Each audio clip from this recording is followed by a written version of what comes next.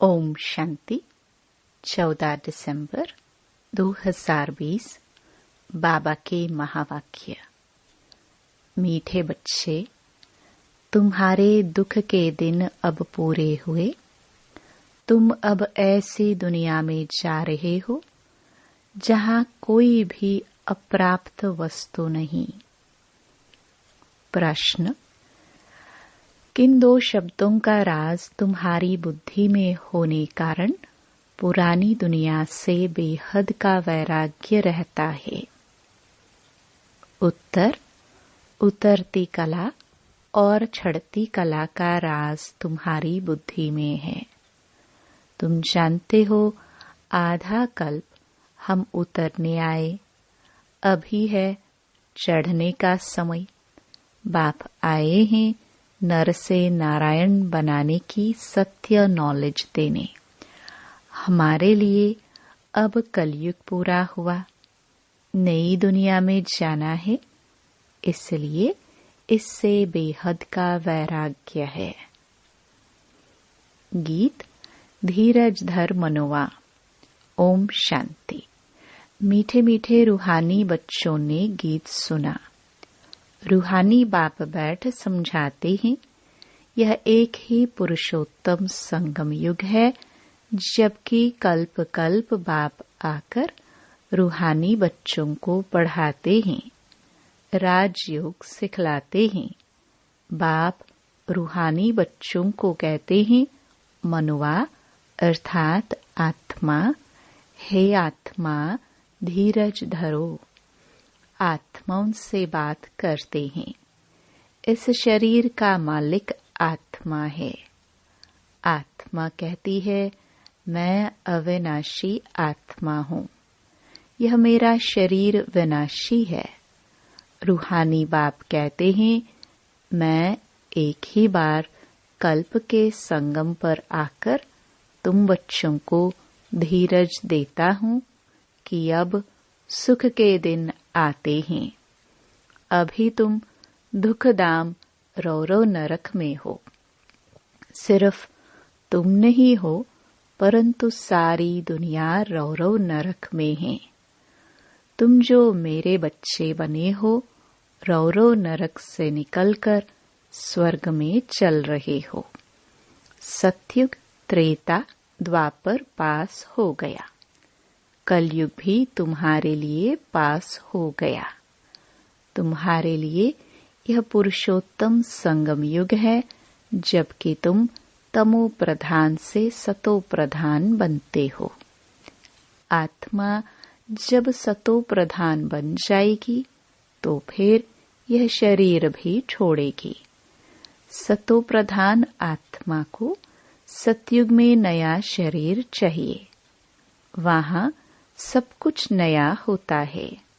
बाप कहते हैं, बच्चे अब दुखधाम से सुखधाम में चलना है, उसके लिए पुरुषार्थ करना है।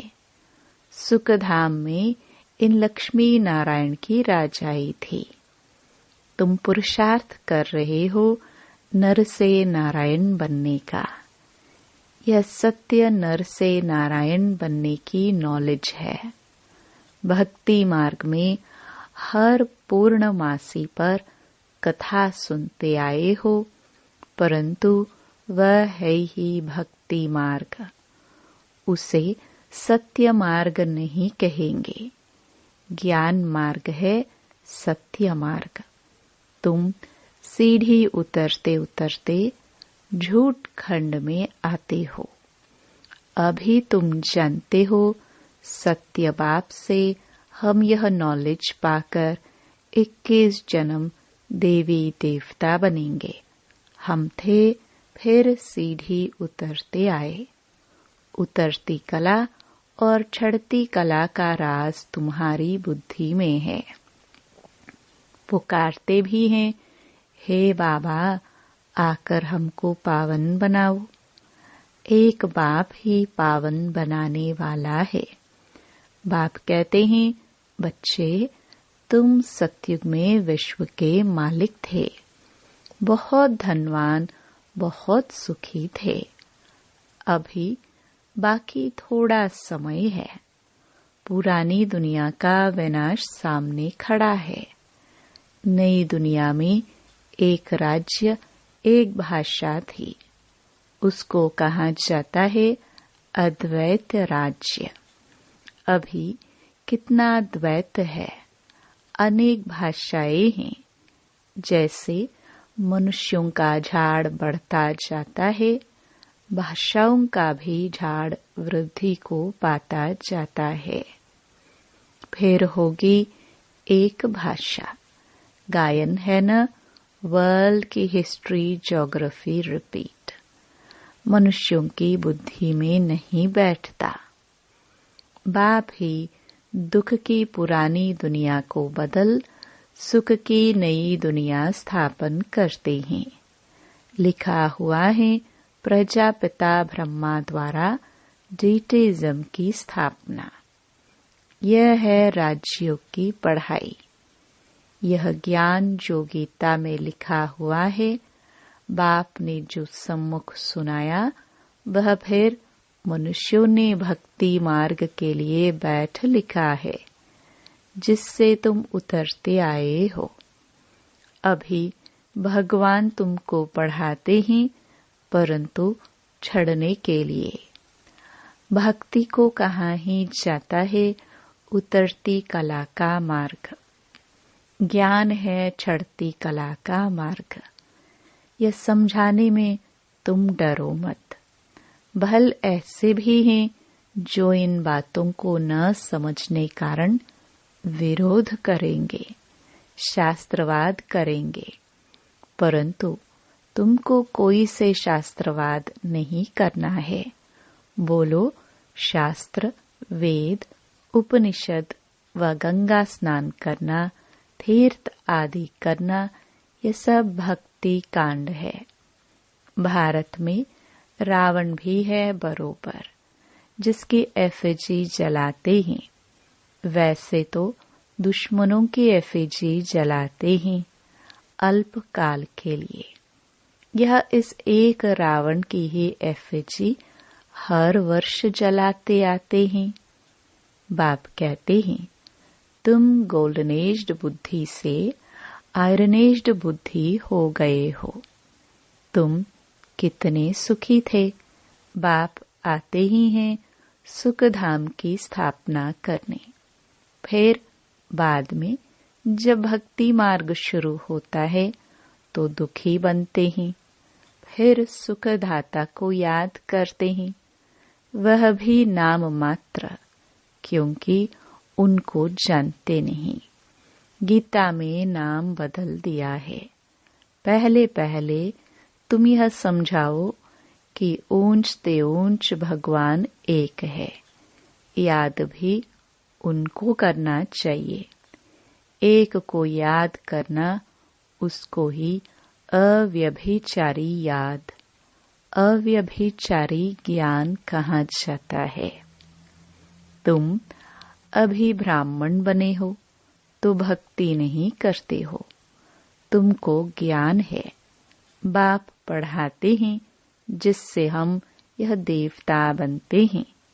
दैवी गुण भी धारण करने हैं। इसलिए बाबा कहते हैं, अपना चार्ट रखो तो मालूम पड़ेगा हमारे में कोई आसुरी गुण तो नहीं है।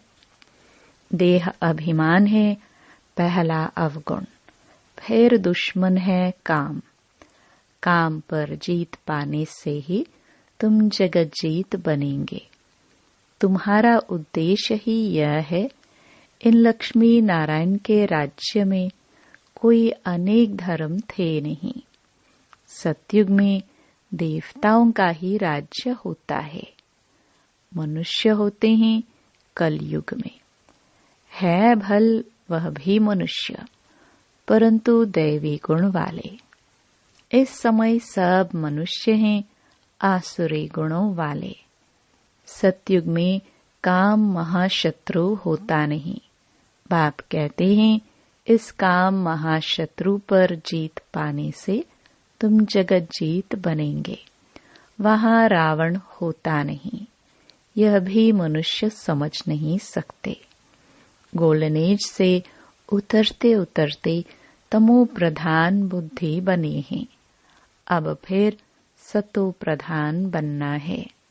उसके लिए एक ही दवाई मिलती है।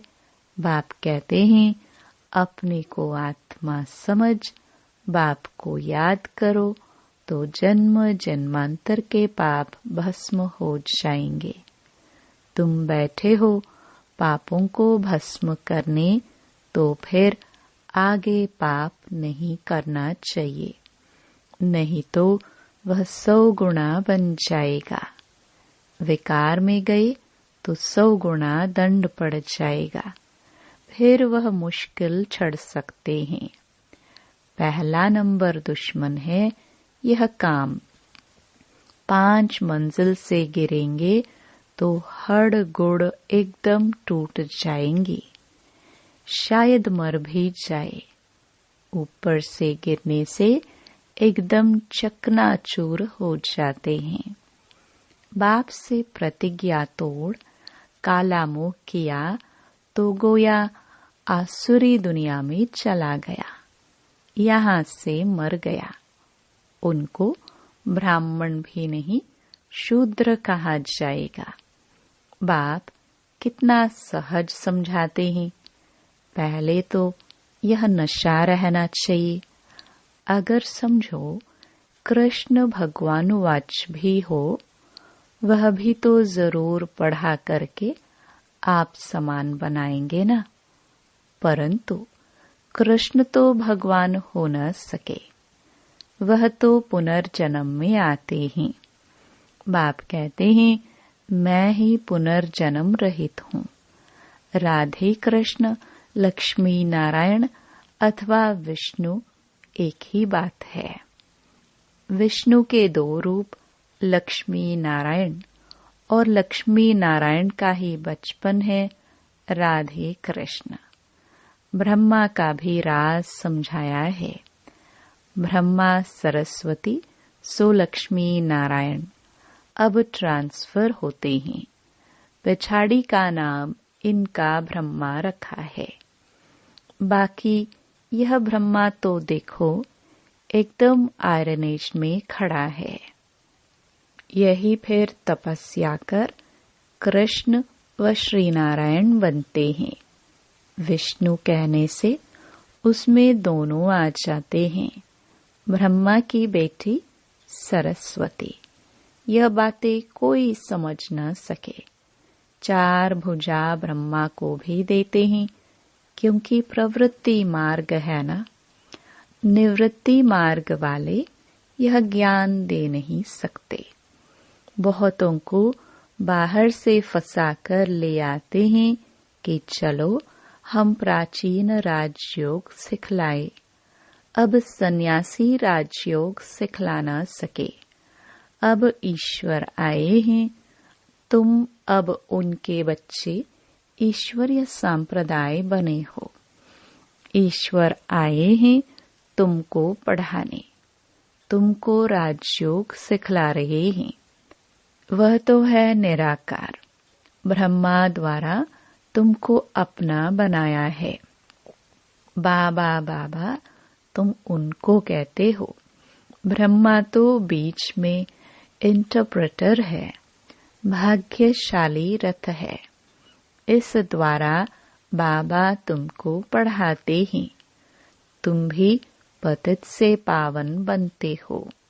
बाप पढ़ाते हैं मनुष्य से देवता बनाने। अभी तो रावण राज्य आसुरी संप्रदाय है ना।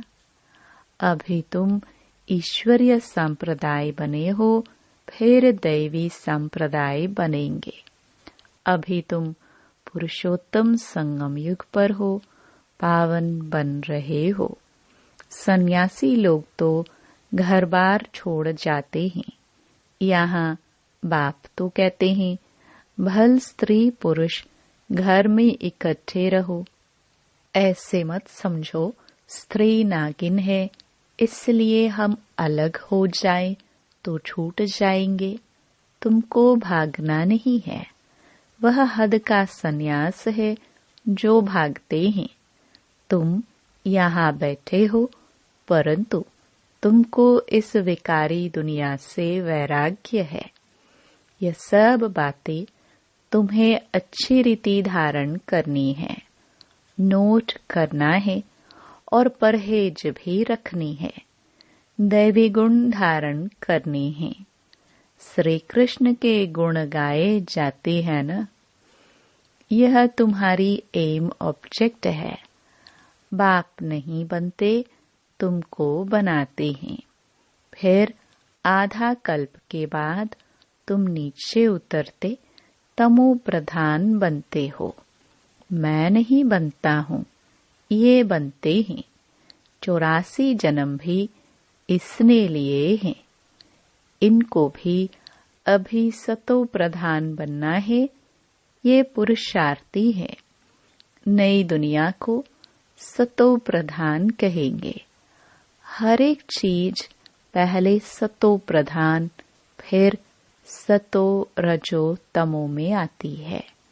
छोटे बच्चे को भी महात्मा कहा जाता है, क्योंकि उनमें विकार होते नहीं, इसलिए उनको फूल कहा जाता है। सन्यासियों से छोटे बच्चों को उत्तम कहेंगे, क्योंकि सन्यासी तो फिर भी लाइफ पास कर आते हैं न। 5 विकारों का अनुभव है। बच्चों को तो पता नहीं रहता, इसलिए बच्चों को देख खुशी होती है। चैतन्य फूल है, अपना तो है ही प्रवृत्ति मार्ग। अभी तुम बच्चों को इस पुरानी दुनिया से नई दुनिया में जाना है। अमरलोक में चलने के लिए तुम सब पुरुषार्थ करते हो। मृत्यु लोक से ट्रांसफर होते हो। देवता बनना है तो उसके लिए अब मेहनत करनी पड़े। प्रजापिता ब्रह्मा के बच्चे भाई बहन हो जाते हैं। भाई बहन तो थे न। प्रजापिता ब्रह्मा की औलाद आपस में क्या ठहरे। प्रजापिता ब्रह्मा गाया जाता है। जब तक प्रजापिता का बच्चा न बने, सृष्टि की रचना कैसे हो। प्रजापिता ब्रह्मा के हैं सब रूहानी बच्चे।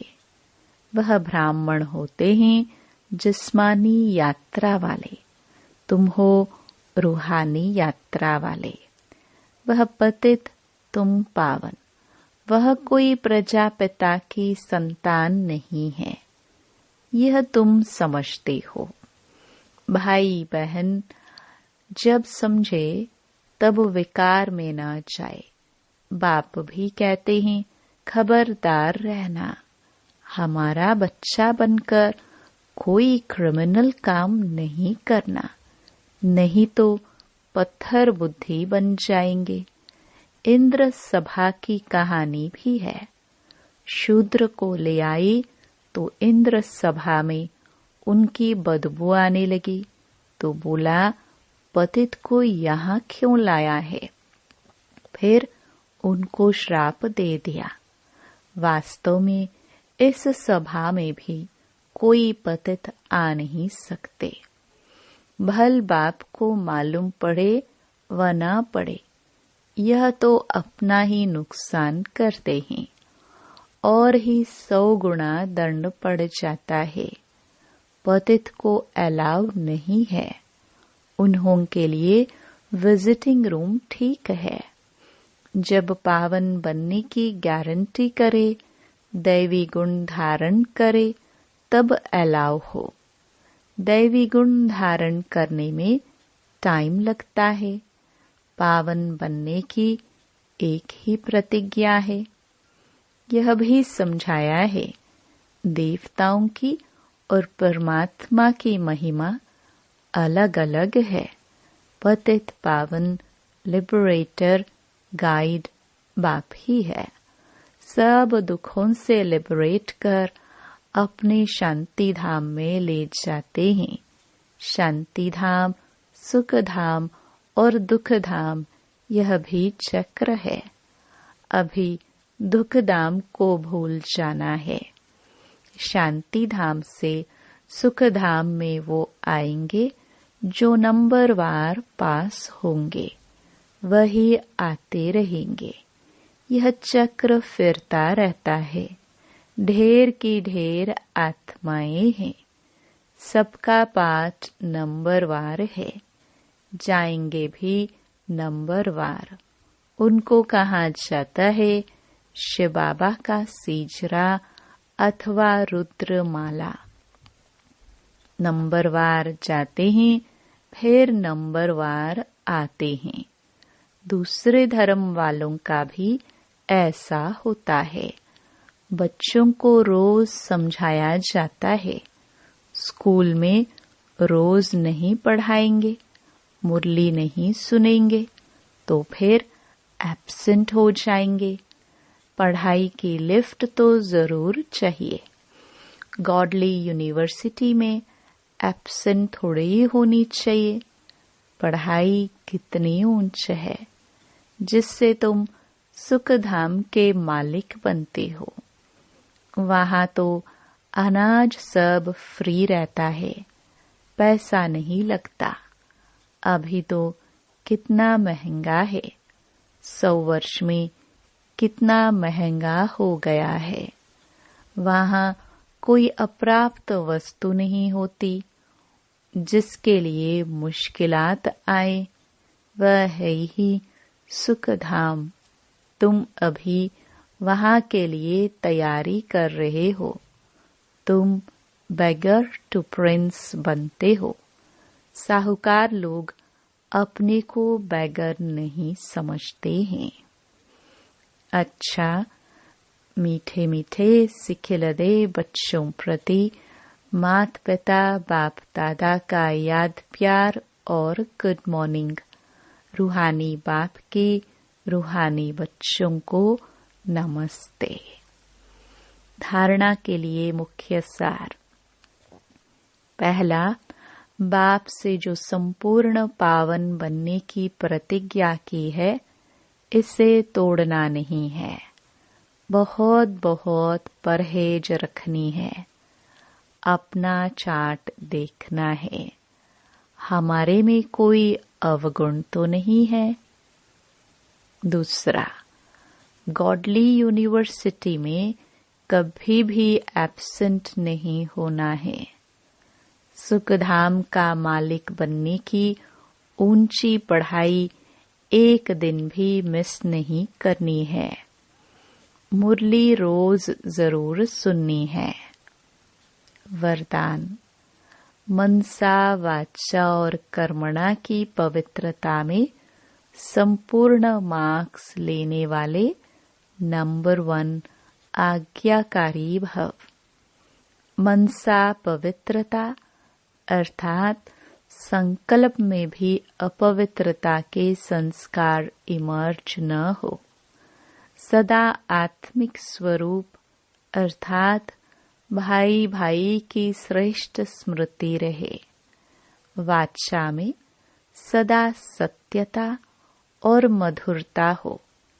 कर्मणा में सदा नम्रता, संतुष्टता और हर्षित मुखता हो। इसी आधार पर नंबर मिलते हैं और ऐसे संपूर्ण पवित्र आज्ञाकारी बच्चों का बाप भी गुणगान करते हैं।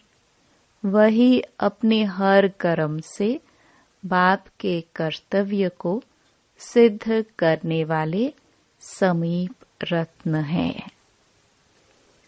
स्लोगन। संबंध, संपर्क और स्थिति में लाइट बनो, दिनचर्या में नहीं। ओम शांति।